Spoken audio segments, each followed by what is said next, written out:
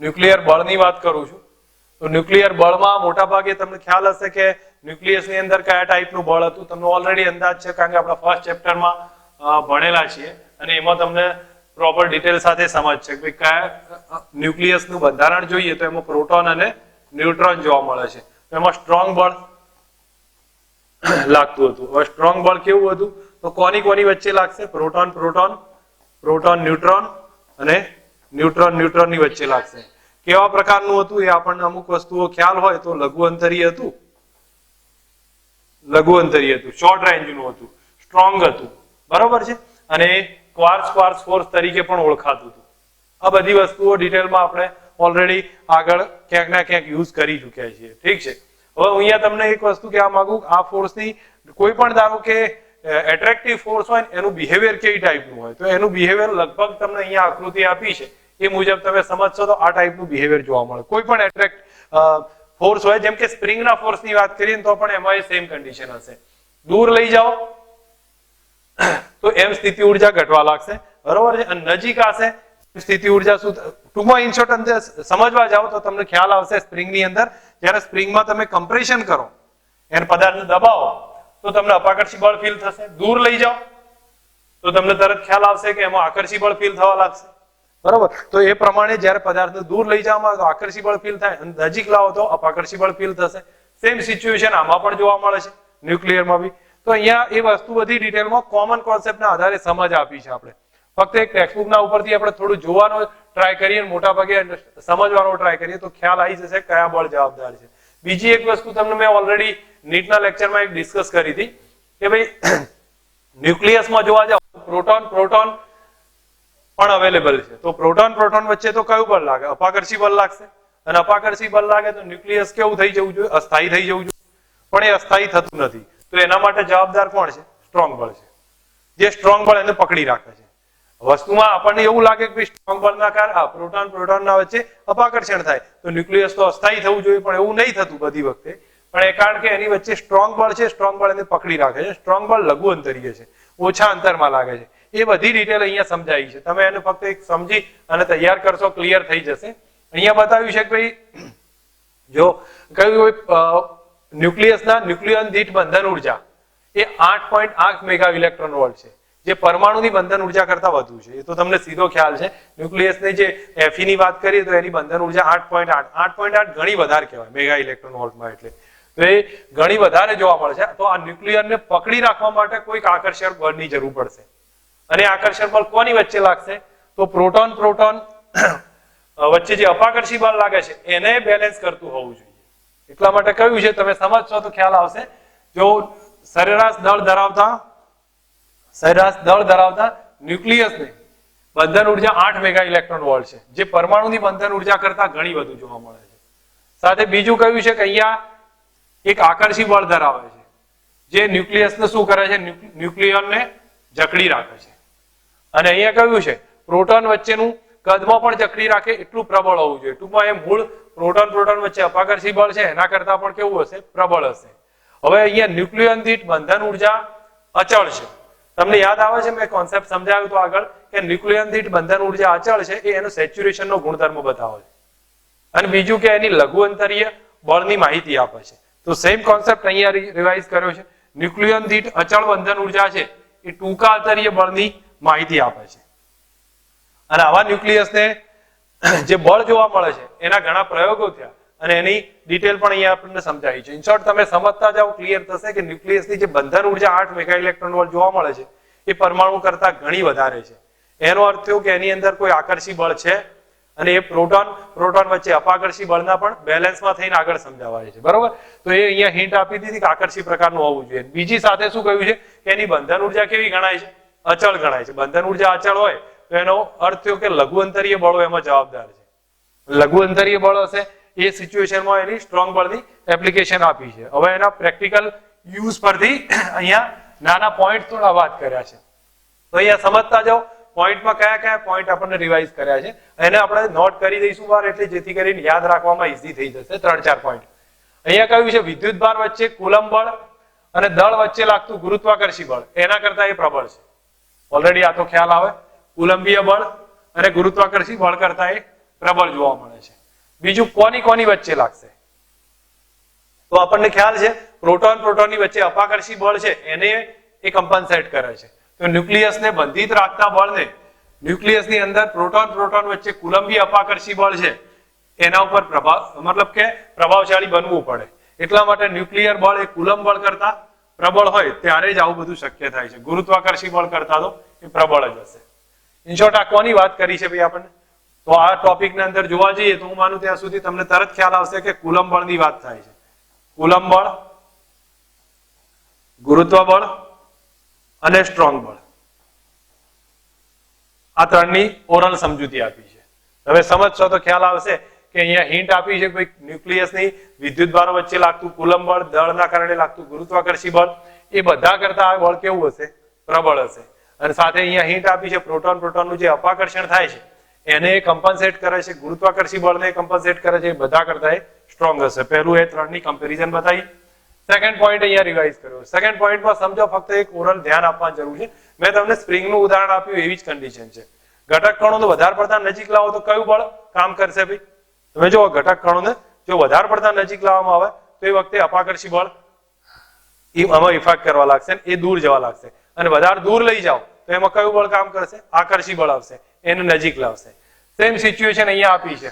તો તમે ઓબ્ઝર્વ કરો તો આ હિન્ટમાં એમને કીધું છે કે 0.8 ફર્મી જેટલું અંતર R0 છે, જે સંતુલન અંતર છે, જ્યાં લઘુત્તમ એનર્જી બતાવી છે. હવે એની આસપાસમાં તમને હિન્ટ આપી છે 0.8 ફર્મી કરતા મોટા અંતરે વધુ અંતર લઈ જાઓ તો આકર્ષી બળ જવાબદાર થઈ જશે, એને લાગવા લાગશે. અને 0.8 ફર્મી કરતા ઓછા અંતરે કયું આવી જશે? નજીક લાવો તો અપાકર્ષી બળ કામ કરવાનું ચાલુ થશે. સેમ સિચ્યુએશન આવી તો આપણા માટે આ સેન્ટેન્સ એક મહત્વનું થઈ જશે. આમાં 0.8 ફર્મી કરતા મોટા અંતરે આકર્ષી બળ અને 0.8 ફર્મી કરતા ઓછા અંતરે અપાકર્ષી બળ. 0.8 ફર્મી એ લઘુત્તમ એનર્જી હશે. ધેટ મીન્સ આ જે ગ્રાફ આપણને બતાવ્યો છે ને, આ ટાઈપનો ગ્રાફ, એમાં લઘુત્તમ એનર્જી અહીંયા જોવા મળશે. 0.8 ફર્મી જેટલું અંતર હશે. હવે આગળની ડિટેલમાં પછી એ જ વસ્તુ સેચ્યુરેશનનો ગુણધર્મ મેં તમને ઓલરેડી ડિસ્કસ કરીને વાત કરી હતી. એ જ કહ્યું છે બે ન્યુક્લિયસ વચ્ચે લાગતું બળ છે એ ફર્મી કરતા વધારે અંતરે લઈ જાઓ તો શું થશે? તમને ખ્યાલ આવશે કે સેચ્યુરેશનનો ગુણધર્મ કેમ આવતો હતો? લઘુ અંતરીય બળના કારણે. તો એનું બળનું અંતર કેવું હતું? લઘુ અંતર હતું, ઓછું અંતર હતું. થોડું વધારે લઈ જાઓ 0.8 ફર્મી કરતા કે સમજો 16 ફર્મી કરતા વધારે લઈ જાઓ, બળ 0 થઈ જશે. બળ 0 થઈ જાય. એટલે અહીંયા તમે જુઓ તો આ ઓબ્ઝર્વ કરશો વધારે અંતર 2 ફર્મી થી આગળ ગયા એટલે બળ લગભગ કેટલું થઈ જાય છે? 0 થઈ જાય. એ સેચ્યુરેશનના ગુણધર્મના આધારે નક્કી થાય છે. તો અહીંયા આપણને સમજાવ્યું છે બે ન્યુક્લિયન વચ્ચે લાગતું બળ અમુક ફર્મી કરતા અંતર વધી જાય તો એ લગભગ ઘટીને કેવું થઈ જાય છે? શૂન્ય થઈ જાય. આ એનો સેચ્યુરેશનનો ગુણધર્મ કહેવાય છે. હવે એનો ગ્રાફ આપ્યો છે. આ ગ્રાફમાં આપણે જોયું તો 0.8 ફર્મી એ ઉર્જા કેવી છે? લઘુત્તમ છે. અને 0.8 ફર્મી થી વધારે જાઓ તો એ આકર્ષી થશે, ઓછા અંતરે જાઓ તો અપાકર્ષી થઈ જશે. ધેટ મીન્સ આ પોઈન્ટમાં આપણને કોની વાત કરી છે? એક તો સંતૃપ્તતાના ગુણધર્મ, બરોબર, અને બીજી વાત કરી છે આલેખની. આખી આલેખની સમજૂતી આપી છે. આ બે પોઈન્ટ ધ્યાન પર રાખીએ. થર્ડ પોઈન્ટ એનાથી નોર્મલ જ છે, એમાં કોઈ બીજું વધારે છે નહીં, અને એટલામાં આપણને આ ક્વેશ્ચન ખબર બી પડી જશે. હવે બતાવ્યું છે કોની કોની વચ્ચે લાગે તો ઓલરેડી અંદાજ છે. ન્યુટ્રોન ન્યુટ્રોન, પ્રોટોન પ્રોટોન અને પ્રોટોન ન્યુટ્રોન વચ્ચે લાગતું આ બળ છે. બીજું કે આ બળ કોઈ વિદ્યુત ભાર પર આધારિત નથી, કુલંબ બળની જેમ કે આના ઇક્વેશન ના બનાવી શકીએ. તો આ બી ટોપિક ધ્યાન પર આવી જાય, ખબર પડે ને. 3 પોઈન્ટ કયા કયા છે? તો આપણે જો એક વસ્તુ સમજો. અહીંયા મેં પહેલા શરૂઆતથી હિન્ટ લઉં છું. શરૂઆતના પોઈન્ટ થી આપણે સ્ટાર્ટ કરીએ છીએ.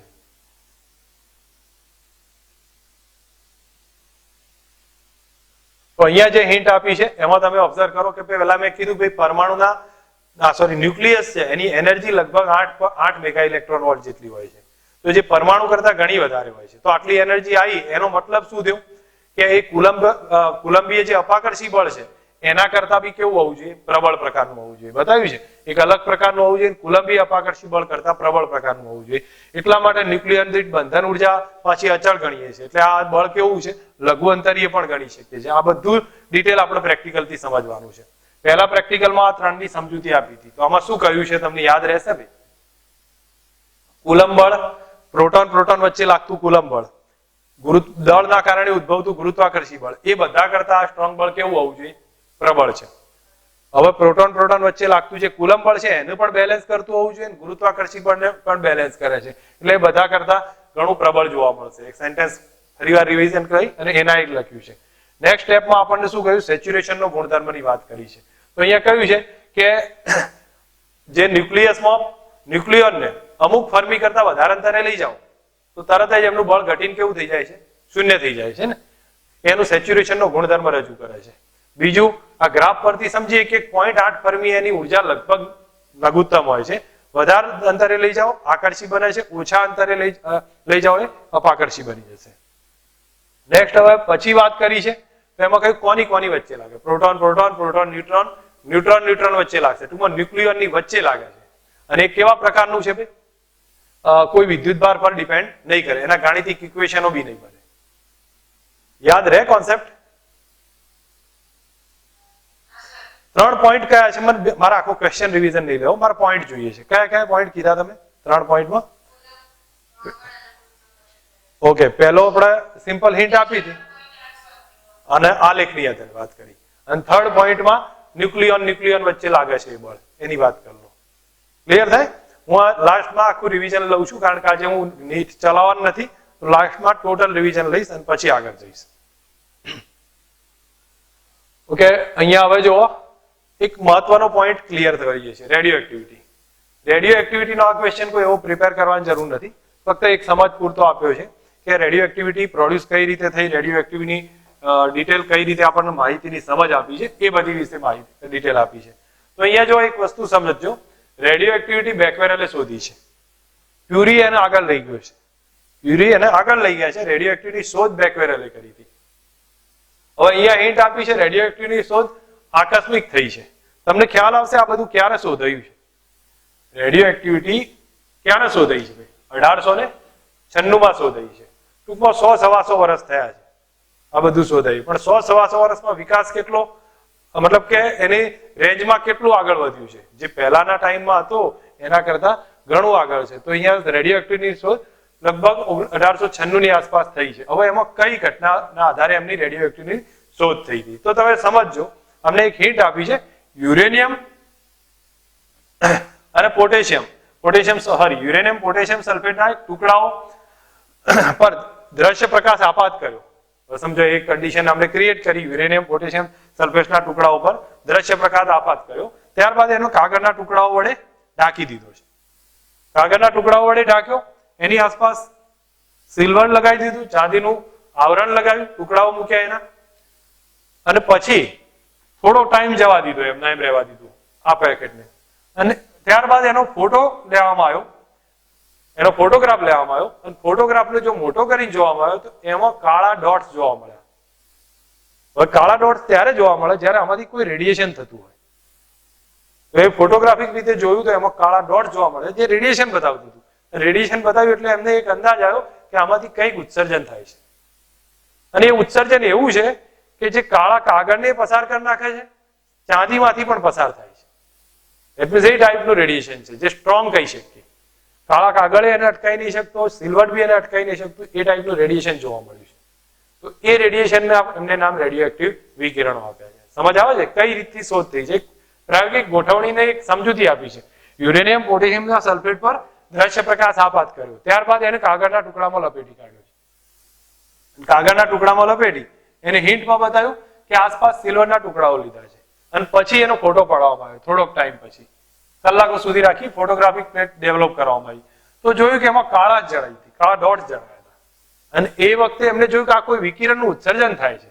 તો જે કાગળ અને સિલ્વર બેને ભેદીને બહાર નીકળી જાય છે, ટોટલ બહાર નીકળે છે. એટલા પરથી એનું ન્યુક્લિયરની ઘટના છે. અને એક વસ્તુ ધ્યાન પર રાખો, ન્યુક્લિયરની ઘટના હોય ને એને સંયોજનથી કોઈ અસર ના થાય. સમજો તમે રેડિયો એક્ટિવ ન્યુક્લિયસ છે, પદાર્થ છે અથવા તો પરમાણુ છે, એને તમે કોઈની સાથે સંયોજન કરાવો તો એ રેડિયો એક્ટિવિટી ચાલુ રહે બંધ રહે? ભાઈ હું શું પૂછું છું, ખ્યાલ આવે છે? રેડિયો એક્ટિવ ન્યુક્લિયસ પરમાણુ છે, એને સંયોજન કરાવો બીજા તત્વ સાથે તો રેડિયો એક્ટિવિટી ચાલુ રહે બંધ થઈ જાય? કહેશો મન કેમ ચાલુ રહે? એનું રીઝન કયું? રીઝન એક જ કે ન્યુક્લિયરની ઘટના છે. સંયોજનમાં શેની આપલે થાય? સંયોજનમાં શેની આપલે થાય? કાં તો ઇલેક્ટ્રોનની થાય ને, અને એ તો બહારની ઘટના છે, પણ આ તો ન્યુક્લિયસની ઘટના છે, એટલે ન્યુક્લિયસ પર કોઈ અસર નહીં થાય, એટલે રેડિયો એક્ટિવિટી ચાલુ રહે. ઇટ મીન્સ એના સમજો એને ટેમ્પરેચર, વાતાવરણ, દબાણ કોઈ અસર નહીં કરે, એ ઘટના કોન્સ્ટન્ટ ચાલુ રહેશે ન્યુક્લિયસ. હવે અહીંયા આપણને એ પરથી આ બધી ડિટેલમાં સમજૂતી આપી છે. ન્યુક્લિયસનો વિભંજન એક્ટિવિટી એ બધા નામ આપ્યા છે. One type of radio activity કહેવામાં આવશે, રેડિયો એક્ટિવ વિભંજન કહ્યું છે, બધું ભણવામાં આવશે આપણે આગળ. હવે બોલો ઓરલ થોડો આઈડિયા સમજ આવી ને કે આ રેડિયો એક્ટિવિટી કોને કહેવાય છે? તો રેડિયો એક્ટિવ વિકિરણો કયા કયા છે? શેમાંથી નીકળશે? તો પહેલા ન્યુક્લિયસમાંથી નીકળે. ન્યુક્લિયસમાંથી નીકળે તો એની સૌથી વધુ એનર્જી હોય. હવે થોડું માઇન્ડમાં તમે લોકો અત્યારે હાલ ભણો છો તો તમને ખબર પડે કે જો પરમાણુની પહેલી કક્ષા હાઇડ્રોજનના આધારે વિચારીએ ને તો હાઇડ્રોજનમાંથી જે એનર્જી નીકળતી હતી ને ઇલેક્ટ્રોન વોલ્ટની ગેપ હતી. તમને ખ્યાલ છે હાઇડ્રોજનની એનર્જી ગેપ કેટલી હતી? ઇલેક્ટ્રોન વોલ્ટની. તો એટલા માટે ઇન્ફ્રારેડ, અલ્ટ્રાવાયોલેટ, પારજાંબલી એ ટાઈપના બધા હતા. પછી ધારો કે મોટું તત્વ લીધું અને એની પહેલી કક્ષામાંથી બહાર કાઢ્યો તો કિલો ઇલેક્ટ્રોન વોલ્ટની એનર્જી આવી, જેમાંથી એક્સરે બન્યા, જેમાંથી એક્સરે બન્યા છે. અને ત્યારબાદ હવે મેગા ઇલેક્ટ્રોન વોલ્ટની એનર્જી આવી ગઈ, ન્યુક્લિયસમાંથી રિલીઝ થાય, સૌથી વધુ એનર્જી હશે. તો એમાં કયા કયા રેઝ આવે? ગેમા રેઝ આવે, આલ્ફા આવે, બીટા આવે, એ બધા ન્યુક્લિયસમાંથી રિલીઝ થાય છે. હવે ન્યુક્લિયસમાંથી આલ્ફા, બીટા, ગેમા રિલીઝ થાય. આલ્ફા એટલે હિલિયમ છે, તમને ખ્યાલ આવે? આલ્ફા એટલે હિલિયમ ન્યુક્લિયસ છે. હિલિયમ ન્યુક્લિયસમાં તમને અંદાજ હશે કે આપણે શું લખીએ છીએ? આલ્ફામાં 2He4 બીજું, બરોબર. બીટામાં શું આવે? બીટા ઇલેક્ટ્રોન છે, તો ઇલેક્ટ્રોન હોય એટલે આપણે શું લખાય? -10, બરોબર. અથવા પ્રોઝિટોને લખાય તો +10, બરોબર. આ બીટા થઈ ગયું અને હા બરોબર, +1E0. અને ગેમા રેડિયેશન છે, વિકિરણ છે, એક્સરે એની ઝડપ પ્રકાશની ઝડપ જેટલી છે. એ તો આપણે જોયું હતું ને, ગેમા રેડિયેશન હતું. આપણે પેલા 5 વિદ્યુત ચુંબકીય 7 એક વિદ્યુત ચુંબકીય વિકિરણ જોયા, એમાં પહેલું જે હાઈ એનર્જી વાળું કયું હતું? ગેમા હતું. તો ગેમા રેડિયેશન છે. આલ્ફા, બીટા, ગેમા ઉત્સર્જન થાય. માઇન્ડમાં સેટ થઈ. આલ્ફા કઈ બીજું નહીં, હિલિયમ ન્યુક્લિયસ છે. બીટા ઇલેક્ટ્રોન ગણો અથવા પ્રોઝિટોન ગણો, અને ગેમા રેડિયેશન છે. તો એ પરથી અહીંયા હિન્ટ આપી છે, તમને ફક્ત સમજવા પૂરતું બતાવ્યું છે. બાકી એની એક્ઝેક્ટ ડિટેલ આગળ આવે છે અને તમારા કોવિડના ટાઈમમાં આને નીકાળી દીધું છે આ ટોપિકને. એટલે રેડિયો એક્ટિવિટી છે પણ આલ્ફા, બીટા, ગેમા નથી. તો અહીંયા કહ્યું છે આલ્ફાના કારણે, આલ્ફા એ હિલિયમ ન્યુક્લિયસ બતાવે છે, બીટા છે ઇલેક્ટ્રોન અથવા પ્રોઝિટોન છે, અને ગેમા છે એ રેડિયેશન છે જેની એનર્જી લગભગ કિલો ઇલેક્ટ્રોન, મેગા ઇલેક્ટ્રોનની આસપાસ જોવા મળતી હોય છે. બેઝિક ડિટેલ આપી છે. આ કોઈ પ્રિપરેશનમાં વધારે જોવા નથી, કારણ કે ઓલરેડી આગળ યુઝ આવે છે. હવે મેઇન ક્વેશ્ચન અહીંયા સ્ટાર્ટ થાય છે. તો ક્વેશ્ચન સમજો અહીંયા શું કીધું છે? રેડિયો એક્ટિવ વિભંજન સમજાવો. રેડિયો એક્ટિવ વિભંજન સમજાવવાની વાત આવે તો હું તમને એક થોડો મારી રીતથી આઈડિયા આપી દઉં છું, પછી આપણે સમજીએ. સમજો આપણી પાસે પ્રારંભમાં N0 સંખ્યા છે, ન્યુક્લિયસની કેટલી સંખ્યા છે? N0 છે. જેમ જેમ સમય વધતો જાય છે વિભંજન થતું જાય છે. વિભંજનનો અર્થ તમે જુઓ કે રેડિયો એક્ટિવ ઘટના થતી હોય તો આ રીતે એમાંથી અદ્રશ્ય ટુકડાઓમાં વિભંજન થતું જ જાય છે, બરોબર. એ પ્રમાણેનું વિભંજન ચાલ્યા જ કરે છે ટુકડાઓમાં અલગ અલગ રીતે, અને એમાંથી રેડિયેશન એનર્જી બધી બહાર આવતી જ જાય છે. તો પ્રારંભિક સંખ્યા કેટલી હતી? N0 હતી. થોડા સમય પછી એની સંખ્યા કેટલી થઈ ગઈ? N. તો કેટલું વિભંજન થયું કહેવાય? ડેલ્ટા N નું વિભંજન થયું કહેવાય. કેટલા સમયમાં? ડેલ્ટા T સમયમાં. સમજ આવે હું શું કહું છું? પ્રારંભમાં સંખ્યા હતી N0, પછી કેટલી રહી? N રહી. અને એ દરમિયાન ડેલ્ટા T સમયમાં ડેલ્ટા N નું વિભંજન થયું કહેવાય. તો અહીંયા હું હિન્ટ લખું છું, ડેલ્ટા T સમયમાં ડેલ્ટા N નું વિભંજન થાય છે. તો કોઈ મને કહેશે delta N by delta T, delta N by delta T ને શું કહેવાય? Delta N by delta T ને શું કહી શકીએ? હા, વિભંજનનો દર, અથવા શું કહેવાય? એકમ સમયમાં થતું વિભંજન. એકમ સમયમાં થતું વિભંજન. અહીંયા બે રીતે લખું છું, વિભંજનનો દર એ લખાય છે, વિભંજનનો દર અથવા એકમ સમયમાં વિભંજન કર્યું. હવે તમને હિન્ટ આપું છું કે delta N by delta T, એમણે હિન્ટ આપીને એટલું કીધું કે એ મૂળ સંખ્યા અવિભાજિત સંખ્યાના સમપ્રમાણમાં, એ જે તે સમયે અવિભાજિત સંખ્યા કેટલી છે? N જેટલી છે, એના શું છે? સમપ્રમાણમાં છે. સમપ્રમાણમાં હોય એટલે અચળાંક લઈ લીધો એક, અને એ અચળાંક કયો લીધો? લેમ્બડા લીધો છે. તો આપણું આ સૂત્ર થયું dN/dt અવિભાજિત સંખ્યા જે છે એના સમપ્રમાણમાં આવે છે અને એનો એક અચળાંક લીધો લેમડા. મેં આગળ માઇનસ નિશાની મૂકી છે. કેમ મૂકી હશે માઇનસ નિશાની? સંખ્યા ધીરે ધીરે ધીરે કેવી થવા લાગે છે? ઓછી થાય છે ને? હા, ઘટે છે. તો સંખ્યા ધીમે ધીમે વિભાજન થતું જાય છે, એમ ઘટતી જાય છે, એટલે નિશાની માઇનસ લખી છે. હવે લેમડાને શું કહેવાય? તો ઓબ્ઝર્વ કરીએ, લેમડા એક ક્ષય નિયતાંક છે.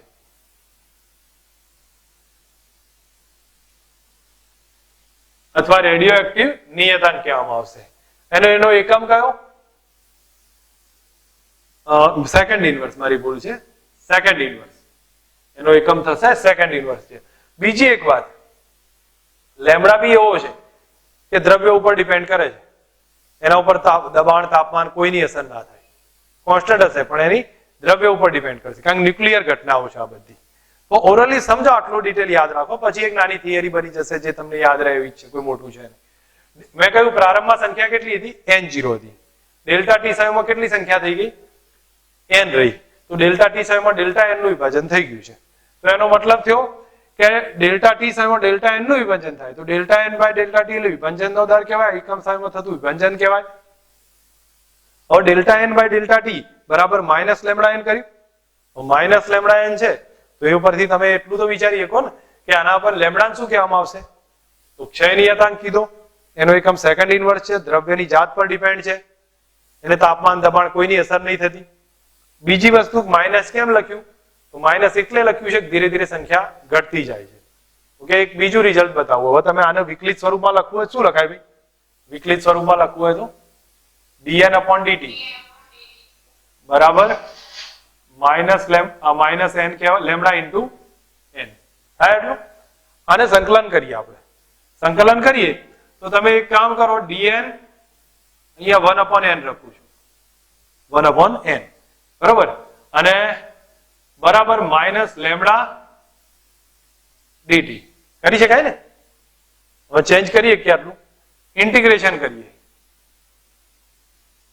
ઇન્ટિગ્રેશન કરો, ચલો ઇન્ટિગ્રેશન કરું તો બોલો સંખ્યા ક્યાંથી ક્યાં જાય? n0 થી n જાય છે.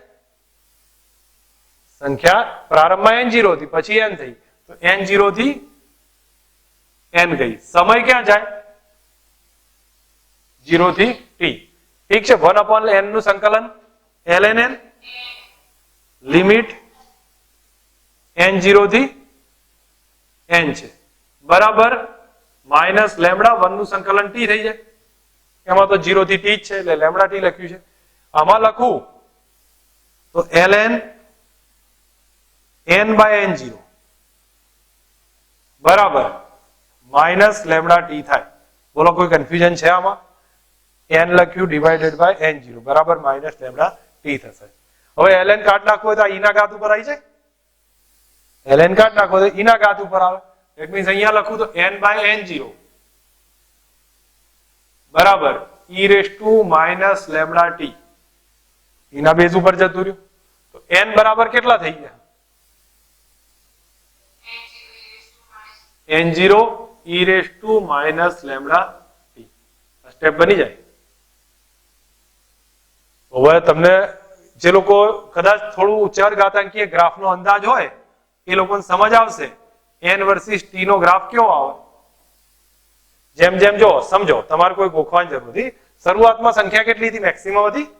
શરૂઆતમાં તત્વ તૂટ્યું નતું ત્યારે સંખ્યા મેક્સિમમ n0 જેટલી હતી, પછી ધીમે ધીમે ધીમે ઘટવા લાગી. તો આ એનો ગ્રાફનો નેચર આવ્યો. એનો ગ્રાફનો નેચર આવ્યો. ધીરે ધીરે ધીરે સંખ્યા ઘટવા લાગી, પણ શૂન્ય થતા થતા એને ઘણો ઇન્ફાઇનાઇટ ટાઈમ લાગી જશે. શૂન્ય થતા થતા એને ઇન્ફાઇનાઇટ ટાઈમ લાગશે. આ આખી થિયરી છે. બોલો કોન્ફિડન્સ થી પ્રિપેર કરવાની છે. આમાં કોઈ એવું નથી કે આપણને ના આવડે. તમે થોડી સમજી લો તો ક્લિયર થઈ જશે. ક્વેશ્ચન નું નામ શું છે ભાઈ? રેડિયો એક્ટિવ વિભાજનનો નિયમ સમજાવો. જો સમજજો, પ્રારંભમાં શું વાત કરી છે કે n0 જેટલી સંખ્યા હતી એમાંથી ડેલ્ટા t સમયમાં ડેલ્ટા n નું વિભાજન થયું, n રહી છે. તો ડેલ્ટા t સમયમાં ડેલ્ટા n નું વિભાજન થયું તો વિભાજનનો દર કોને કહીએ? એકમ સમયમાં વિભાજન delta n by delta t બરાબર માઇનસ લેમડા n. તો એનો મતલબ થયો કે delta n by delta t છે અવિભાજિત સંખ્યાના સમપ્રમાણમાં છે. અને એમાંથી માઇનસ લેમડા n લખ્યું. લેમડા શું છે? રેડિયો એક્ટિવ નિયતાંક છે, ક્ષય અચળાંક કહી શકીએ. અને એ કોના પર ડિપેન્ડ કરે છે? દ્રવ્યની જાત પર, બાહ્ય વાતાવરણ દબાણ પર કોઈ અસર નહીં થાય એની, એનો એકમ સેકન્ડ ઇન્વર્સ છે. બીજી વસ્તુ અહીંયા આપણે અને વિકલિત ફોર્મમાં લખીએ તો dn/dt બરાબર માઇનસ લેમડા એન, એન નીચે લાવી દીધા અને પછી ઇન્ટિગ્રેટ કર્યું તો n0 થી n લિમિટ આપી, આની 0 થી t આપી દીધી, 1/n નું ln n કર્યું, n/n0 કરી નાખ્યું, અહીંયા 1 નું સંકલન t થશે. બરોબર. હવે તમે ln n/n0 છે એની e બેઝ માં લઈ લો, n/n0 બરાબર e raise to minus lambda T. Finally આપણી પાસે n બરાબર n0 e raise to minus lambda T નું રિઝલ્ટ આવી ગયું. બસ આપણે n વર્સિસ t નો ગ્રાફ પ્લોટ કર્યો છે. બેઝિક આઈડિયા આવી ગયો છે ક્વેશ્ચન ને, તો લખાણમાં એ સમજ આવી જશે. જો હવે લખાણમાં વાત કરીએ તો તમે સમજતા જાઓ, તમને ખ્યાલ આવશે કે આમાં શું આપણે ચેક કરવાનું છે. જો પેલા તો હિન્ટ આપી છે આલ્ફા, બીટા, ગેમા એ કોઈ પણ રેડિયો એક્ટિવ નું વિભાજન થતા એમાંથી દૂર થતા જતા હોય છે. ઠીક છે, પણ એ દરમિયાન આપણે જોયું કે પ્રારંભિક એ દરમિયાન જે બી વિભાજન થાય છે, અથવા સમજો અહીંયા હિન્ટ આપી છે એકમ સમયમાં થતું વિભાજન, એકમ સમયમાં થતું વિભાજન એટલે delta n by delta T થયું, એ ન્યુક્લિયસની સંખ્યાના સમપ્રમાણમાં હોય છે. ન્યુક્લિયસની કુલ સંખ્યાના કેવું હોય છે ભાઈ? સમપ્રમાણમાં. યાદ રહી ગયું સેન્ટેન્સ? ફરી એકમ સમયમાં થતું વિભાજન delta n by delta T એ ન્યુક્લિયસની સંખ્યાના સમપ્રમાણમાં હોય છે. તો સમજો કે ન્યુક્લિયસની સંખ્યા n હોય, ડેલ્ટા n વિભાજન ડેલ્ટા ટી સમયમાં થતું હોય તો delta n by delta T proportional to n થયું. તો delta n by delta T બરાબર લેમડા n કર્યું છે, એમને માઇનસ એવોઇડ કર્યા છે. માઇનસ લખવા પડશે કારણ કે આપણે નેગેટિવ ઘટે છે એટલા માટે. હવે એમને વિકલિત સ્વરૂપમાં લખ્યું તો બોલો વિકલિત સ્વરૂપમાં લખીએ કે dn/dt બરાબર minus lambda n, delta T tends to 0 કર્યું તો બોલો આમાં સમજ આવી ગઈ છે થિયરીમાં આટલી? બરોબર. ઓકે, હવે નેક્સ્ટ એના પછી બતાવ્યું છે. આ સેન્ટેન્સ તો ફક્ત સમજવા પૂરતું છે, કોઈ વધારે એવું બતાવ્યું નથી. બીજું તમે કદાચ યાદ ના હોય, ના લખ્યું હોય તો કોઈ ફરક નહીં પડે. પહેલા તો મેં કહ્યું ઋણ નિશાની કેમ લખાય, જે ઓલરેડી આગળ આપણે લખતા હતા, કારણ કે ધીમે ધીમે સંખ્યા કેવી થતી જાય છે? ઘટતી જાય છે અવિભાજ્યની, એટલા માટે નેગેટિવ લખ્યું છે. બીજું સમજો આપણી પાસે n0 પ્રારંભમાં કેટલી સંખ્યા હતી? સમજી લો n જેટલી સંખ્યા ધારી છે આ લોકોએ, n સંખ્યા હતી, ડેલ્ટા n નું વિભાજન થઈ ગયું તો બાકી કેટલી રહી? હા, તો એ બતાવ્યું છે બચેલા ન્યુક્લિયસ કેટલા? n minus delta n. તો ઠીક છે, આમાં કોઈ વધારે એવું મોટું સેન્ટેન્સ નથી જે તમને ખ્યાલ ના આવે. હવે મેં તમને હિન્ટ આપી, એનું રિલેશન બતાવ્યું કે dn/n બરાબર માઇનસ લેમડા dt. ઇન્ટિગ્રેશન કર્યું તો n0 થી n, 0 થી t, t0 થી t લખ્યું. ઠીક છે, હું માનું ત્યાં સુધી 0 લખી દો. તો હવે ln n/n0 બરાબર માઇનસ લેમડા t આવ્યું. હવે તમે જ્યારે n/n0 લેશો તો આપણું રિલેશન આવી જશે, n બરાબર n0 e raise to minus lambda t. બરોબર. હવે આ બધું તમારે કોઈ તૈયાર હમણાં ના કરતા, એમાં ફાલતુનો ટાઈમ પાસ થશે કે 1000 બલ્બનું જીવનકાળ છે. હું ડિટેલમાં સમજાવી દઈશ તમને. અત્યારે બધું છોડો, ક્વેશ્ચન પ્રિપેર કરવા ઉપર ફોકસ મૂકો, બીજું કઈ વધારે કરવું નથી. બોલો ક્લિયર થઈ જાય આમાં? ઓકે, અહીંયા એક વધારાનું એક સેન્ટેન્સ બતાવ્યું છે, એ હું તમારી સામે બતાવું છું. વસ્તુ બીજી કઈ નહીં કહી, પણ આપણે એકમ સમયમાં વિભાજનને શું કહેતા હતા ભાઈ? યાદ આવે છે? Delta n by delta T કહેતા હતા ને, delta n by delta T અથવા dn/dt કહેતા હતા. તો હું લખું dn/dt. હવે એને r લઈ લીધો છે. શું નામ આપ્યું છે? r કીધું છે. વિભાજનનો દર કીધો. તો બોલો પ્રારંભમાં વિભાજનનો દર કેટલો હોય? r0 ગણ્યો છે, તો લેમડા n0 હોય, કારણ કે પ્રારંભમાં સંખ્યા કેટલી હશે? n0. તો જો તમને એક હિન્ટ આપું, જે લોકો કન્ફ્યુઝ હોય એમના માટે ફરી એકવાર બતાવું છું કે તમને ખ્યાલ હશે કે dn/dt બરાબર કેટલા લખતા હતા ભાઈ? Lambda n. બરોબર. હવે હું હિન્ટ આપું છું કે t બરાબર 0 સમયે, અને આને જ મેં r ધારી લીધો છે. શું ધાર્યું છે? r. તો t બરાબર 0 સમયે હું r0 લખું તો કેટલા આવે ભાઈ? લેમડા n0 થયા. ઠીક છે. t બરાબર t સમયે લખું તો n સંખ્યા હશે, તો r બરાબર કેટલા આયા? માઇનસ લેમડા n થયું. હવે તમે આપણું ઇક્વેશન યુઝ કરો, n બરાબર n0 e raise to minus lambda t છે કે નહીં? બંને બાજુ લેમડા વડે ગુણી કાઢી માઇનસ કર દો, તો minus lambda n is equal to minus lambda n0 e raise to minus lambda t. તો આના બદલે હું શું લખી શકું? આર બરાબર R0. તો પરથી આપણને સમજાય કે એક્ટિવિટી માટે આ જ ઇક્વેશન યુઝ કરીએ છીએ આપણે. જે ઇક્વેશન એ સંખ્યા માટે કરીએ છીએ એ જ ઇક્વેશન કોના માટે કરીએ? એક્ટિવિટી માટે કરીએ. અને એ જ ઇક્વેશન દળ માટે કરીશું. તો દળ માટે લખવું હોય તો m બરાબર કયું લખાય? m0 is to minus lambda t.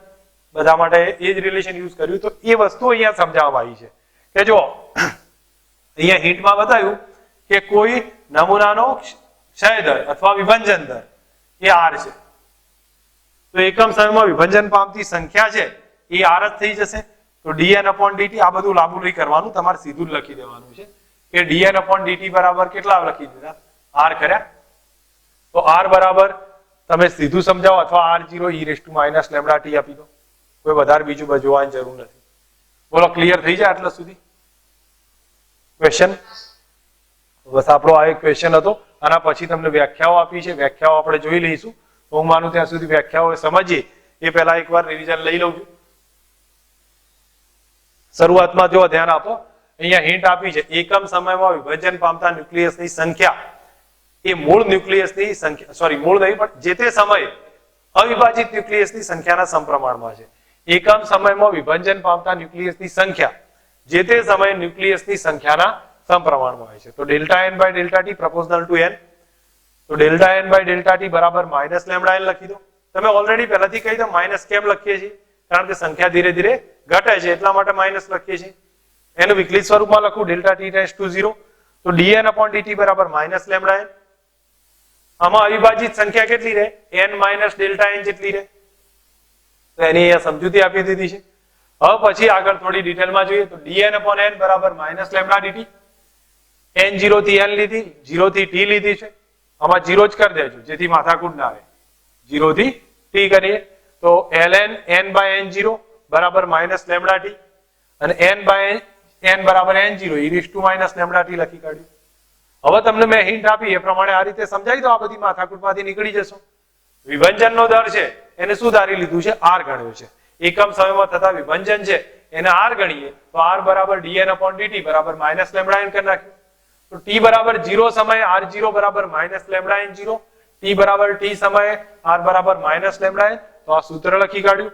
એમાં લેમ્ડા n મલ્ટીપ્લાય કર્યા તો આને r બરાબર r0 e - lambda t આવી જાય, જે આપણે ઓલરેડી થોડું ડિસ્કસ કરીને ક્લિયર કરી નાખ્યું છે. બોલો, સમજ આવી ગઈ છે હવે? બરોબર છે. હવે બે વ્યાખ્યાઓની વાત કરી છે, બે એકમ છે. આ જે r છે ને, r એ જ એને નામ કયું આપ્યું છે એવો સમજો. r ને રેડિયો એક્ટિવિટી કહેવાય છે. r વાસ્તવમાં 3-4 નામ છે. બોલો તો કયા કયા નામ હતા? વિભંજનનો દર કહેવાય, એકમ સમયનું વિભંજન કહેવાય,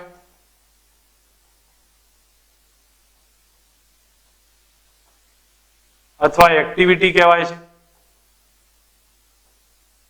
આ રીતે એના નામ આપ્યા છે. તો હવે સમજો એક્ટિવિટીનો એકમ કયો? તો એક્ટિવિટીનો એકમ જોઈએ ને તો તરત દેખાશે ભાઈ, વિભંજન પર સેકન્ડ થાય. એક્ટિવિટીનો એકમ કયો થશે? વિભંજન પર સેકન્ડ. હવે હું હિન્ટ કહું છું, જો 1 સેકન્ડમાં એક વિભંજન થાય તો એક બેકવેરલ થાય.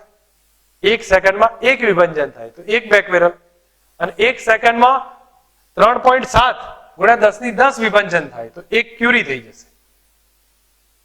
સમજ આવે? હું સેન્ટેન્સ જ કહું સીધું, પછી આપણે વ્યાખ્યા જોઈએ. વ્યાખ્યા બધી યાદ રહી જાય એવી છે. એક જો પેલા તો r નો એકમ, r ને શું કહેવાય છે એ સમજો. r ને વિભંજનનો દર કહેવાય, એકમ સમયમાં વિભંજન કહેવામાં આવશે, અથવા એક્ટિવિટી કહ્યું છે. એનો એકમ કયો? તો વિભંજન પ્રતિ સેકન્ડ. હવે હું તમને કહું છું 1 સેકન્ડમાં એક વિભંજન થાય તો એ બેકવેરલ કહેવાય. 1 સેકન્ડમાં એક વિભંજન થતું હોય તો એક બેકવેરલ થયું. અને 1 સેકન્ડમાં 3.7 ગુણ્યા 10 ની 10 વિભંજન થતા હોય તો એક ક્યુરી થાય. તો એનો મતલબ શું થયો ખબર છે? અહીંયા તમે જુઓ કે એક વિભંજન પર સેકન્ડ બરાબર એક બેકવેરલ,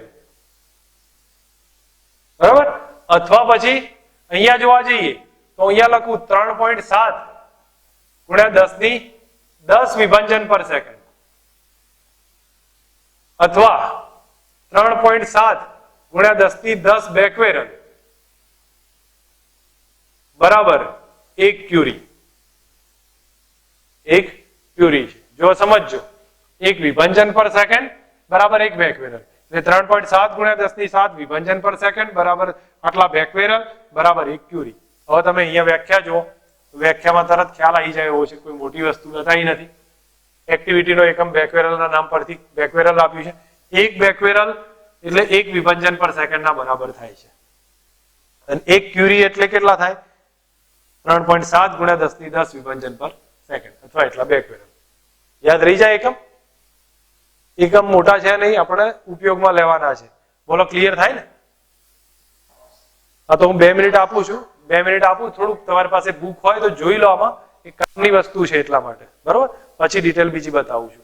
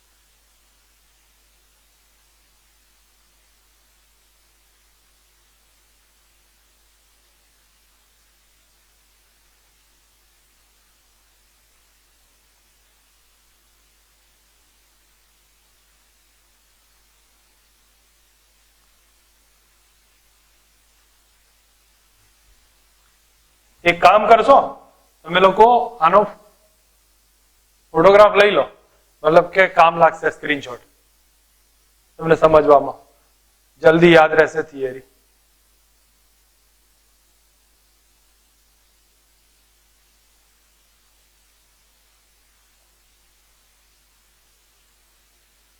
લઈ લીધો છે ભાઈ?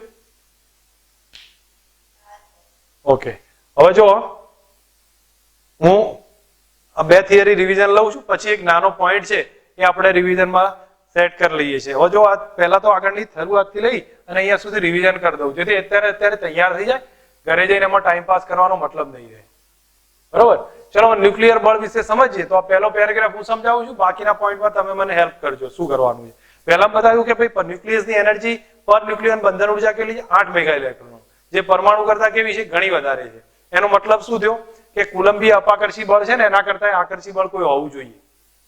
બીજી વસ્તુ કે સેચ્યુરેટનો ગુણધર્મ છે એટલા માટે લઘુઅંતરીય હશે. બરોબર, જે અહીંયા બતાવ્યું છે લઘુઅંતરીય જોવા મળે છે. હવે એ બધાની માહિતી કઈ રીતે આપી? તો 3 રીતે આપી હતી. કેટલાને યાદ છે ભાઈ મેથડ? પહેલું કયું આવશે? ગુરુત્વાકર્ષી બળ, ન્યુક્લિયર બળ અને સ્ટ્રોંગ બળ. એ 3 ની સમજૂતી આવતી હતી ને. તો અહીંયા તમે ઓબ્ઝર્વ કરો, કુલંબ બળની વાત કરીએ તો ધારો કે વિદ્યુત ભારો વચ્ચે લાગતું કુલંબ બળ છે અને ગુરુત્વાકર્ષી બળ, એ બંને કરતા કેવું હોવું જોઈએ? પ્રબળ હોવું જોઈએ. બીજું અહીંયા બતાવ્યું છે કે પ્રોટોન વચ્ચે લાગતું અપાકર્ષી બળ છે એના કરતા પ્રબળ હોવું જોઈએ, અને દળ વચ્ચે લાગતું ગુરુત્વાકર્ષી બળ કરતા પણ એ પ્રબળ હોવું જોઈએ. બીજી વાત કોની આવતી હતી? આલેખની આવતી હતી, અને જે સેચ્યુરેશનનો ગુણધર્મ. એટલે અહીંયા બતાવ્યું ભાઈ ન્યુક્લિયર અમુક થોડું ફેરમી અંતર કરતા વધારે જતા રહીએ એટલે એ બળ કેવું થઈ જાય? 0 થઈ જાય. એનો સેચ્યુરેશનનો ગુણધર્મ બતાવે છે. અને બોલો 0.8 ફર્મી એ સ્થિતિ ઉર્જા લઘુત્તમ છે, એનાથી વધારે જઈએ તો આકર્ષી, અંદર લાવીએ તો અપાકર્ષી. તો સાહેબ એની ડિટેલ થઈ. થર્ડ પોઈન્ટમાં કયું હતું? કોની વચ્ચે લાગતું હતું ભાઈ? બરોબર, એ બધાની વચ્ચે લાગશે ને એમાં વિદ્યુત ભારની અસર નહીં થાય અને કોઈ પ્રકારની ગાણિતિક કેલ્ક્યુલેશન નહીં આવે. ઠીક છે, હવે લાસ્ટ ટોપિકમાં આપણે જોઈ લઈએ છીએ. અહીં બતાવ્યું રેડિયો એક્ટિવિટી. રેડિયો એક્ટિવિટીની આ થિયરી હું તમને સમજાવવા નહીં માંગતો. મેં તમને ઓરલી વાત કરી કે ભાઈ એ કાગળના ટુકડાની અંદર હતું બધું, એમાંથી રેડિયેશન બહાર આવ્યું, એ બધું ફાલતુ છે, એનો મતલબ નથી. ઠીક છે, છોડો એને. વિભાજનનું સમીકરણ છે એને આપણે અહીંયા જ રિવાઇઝ કરી લઈએ, અથવા અહીંયાથી જોતા જઈએ ટેક્સ્ટબુક મુજબ તો બી ખ્યાલ આવશે. પહેલા મેં શું કહ્યું? એકમ સમયમાં થતા વિભાજનને, એકમ સમયમાં થતા વિભાજન છે એ કોના સમપ્રમાણમાં છે? એમાં રહેલી અવિભાજિત ન્યુક્લિયસની સંખ્યાના સમપ્રમાણમાં છે. Delta n by delta T proportional to n. તો delta n by delta T બરાબર કેટલા લખાય? માઇનસ લેમડા n લખીએ છીએ. બરોબર, હવે માઇનસ લેમડા n લખ્યું તો માઇનસ નિશાની કેમ લખીએ છીએ? કારણ કે સંખ્યા ઘટે છે. લેમડા શું કહેવાય છે? ક્ષય નિયતાંક કહેવાય. રેડિયો એક્ટિવ નિયતાંક કહેવાય. એ દ્રવ્યની જાત પર ડિપેન્ડ કરે, તાપમાન દબાણ પર ડિપેન્ડ નહીં કરે. આ બધું આપણને ખ્યાલ હોવો જોઈએ. વિકલિત સ્વરૂપમાં લખીએ તો dn/dt બરાબર કેટલા લખ્યા?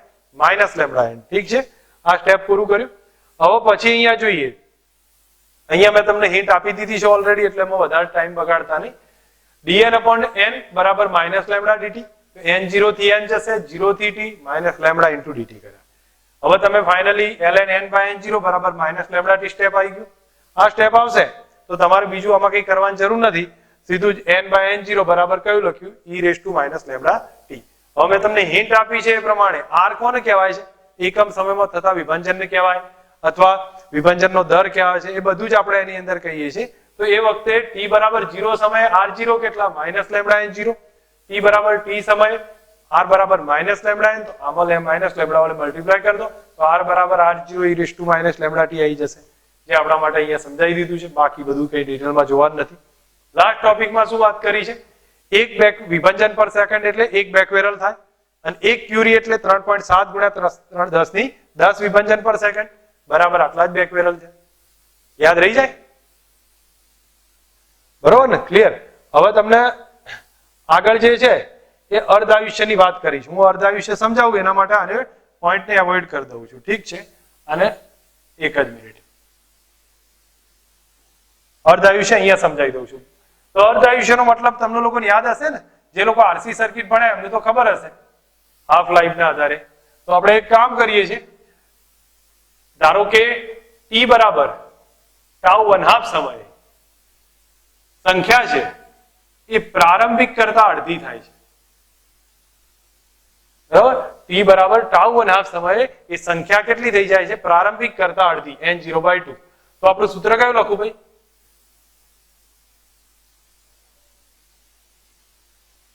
ક્લિયર? n ના બદલે કેટલા લખું? n0/2 બરાબર n0 e⁻⁻λ τ½ n0 શું થઈ ગયું? કેન્સલ. તો 1/2 ઇઝ ઇક્વલ ટુ કેટલા આયા?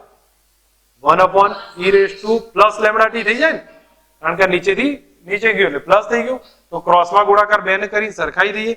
e⁻λ τ½ આવશે, મારી લખવામાં ભૂલ થઈ છે. λ × τ½ ઇઝ ઇક્વલ ટુ 2 થાય. તમે સમજો, મેં બીજું કઈ નહીં કર્યું. n ના બદલે n0/2 કર્યા, n0 કેન્સલ કરી નાખ્યા, તો 1/2 આયા. અને અહીંયા આ સ્ટેપ આવ્યું, 2 ને સરખાઈ દીધા. બંને બાજુ ln લઈ લો, log લઈ લો, તો આ λ × τ½ બરાબર ln2 થાય. λ × τ½ બરાબર ln2. કેટલા લોકોને યાદ છે ln2 કેટલા થાય? 0.693. તો અહીંયા હું લખી દઉં છું 0.693. તો બોલો τ½ કેટલા થઈ ગયા? 0.λ. બરોબર છે. તો આપણા મતલબ શું થઈ ગયું ભાઈ? અર્ધાયુષ્ય થયું કહેવાય. કેટલા સમયમાં અડધી સંખ્યા થાય છે? આને શું નામ આપી દીધું છે? અર્ધાયુષ્ય. એટલા સમયમાં અડધી સંખ્યા થાય છે. બીજું કઈ નહીં, તમે થોડું ઓરલી ધ્યાન રાખી દો, ક્લિયર થઈ જાય ક્વેશ્ચન. નાનો 2 માર્કનો ક્વેશ્ચન છે આપણી પાસે કે τ½ સમયે સંખ્યા અડધી થાય છે. તો આમાં બસ બીજું n0/2 કરે, n0 કેન્સલ કર્યા, આ સ્ટેપ આવી ગયું. બંનેને ક્રોસમાં ગુણાકાર કર્યા તો આ સ્ટેપ આવશે. બે બાજુ ln લઈ લો, તો λ × τ½ બરાબર ln2 ને ln2 0.693 થાય. તો બસ પછી τ½ બરાબર 0.693/λ થશે. એ અર્ધાયુષ્ય થયો ને. તો હવે તમે અહીંયા જુઓ, અહીંયા એ વસ્તુને ક્લિયર કરીને બતાવી છે, આમાં કઈ બીજું કીધું નથી. તમે સમજશો તો તમને ડિટેલમાં હિન્ટ આપીને બતાવ્યું છે કે કઈ રીતે સમજાવાય છે. જો અહીંયા કહ્યું જુદા જુદા ન્યુક્લિયસનો વિભાજનનો દર જુદો જુદો હોય છે. આ લક્ષણને સ્પષ્ટ કરવા માટે અર્ધાયુષ્યને વ્યાખ્યાયિત કર્યું છે. અને અર્ધાયુષ્ય ને τ½ અથવા t½ કહેવાય છે. તો એટલા સમયમાં ન્યુક્લિયસની સંખ્યા n0 થી ઘટી n0/2 બને છે, એ માટેનો લાગતો સમય છે. ન્યુક્લિયસની સંખ્યા પ્રારંભિક થી ઘટીને અડધી બને છે, એ માટેનો લાગતો સમય છે. તમે ડેટા કિંમત અંદર લખો તો આપણને સીધું સૂત્ર આપી દીધું છે 0.693/. બરોબર? તો આને આપણે અર્ધાયુષ્ય ગણી કાઢ્યો છે.